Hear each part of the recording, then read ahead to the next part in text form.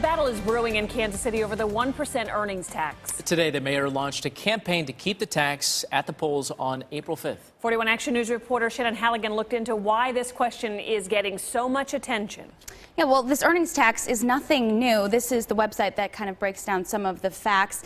It's been in place since 1963, and 5 years ago, 78% of voters voted to keep the tax in place. So we followed the money to see what's fueling this debate. When the Royals won the World Series, 800,000 people flooded downtown Kansas City. The mayor says it was the 1% earnings tax that helped pay for the security and cleanup. All of those things are here in Kansas City, amenities that the entire region enjoys and the things that we want them to enjoy because, again, we are one region that needs to work together. The tax currently funds 40% of the general fund, generating $230 million a year. But conservative think tank Show Me Institute says the tax is unnecessary. Hundreds of cities around the country don't have an earnings tax and are able to provide services perfectly fine. So what extra services do we get in Kansas City for this extra tax? Progress KC argues otherwise. Well, over 4,000 cities in America have an earnings tax.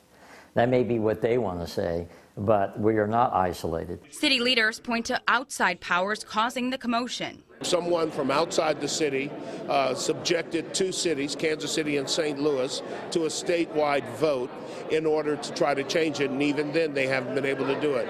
So now we're doing the same thing all over again on a different level. That person?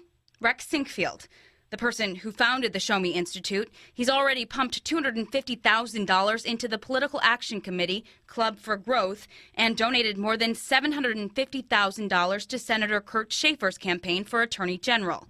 Senator Schafer is the same person who recently sponsored a bill to repeal the earnings tax next year, something the city says would be disastrous. These experiments are great, except when they're harmful, and this would be very harmful.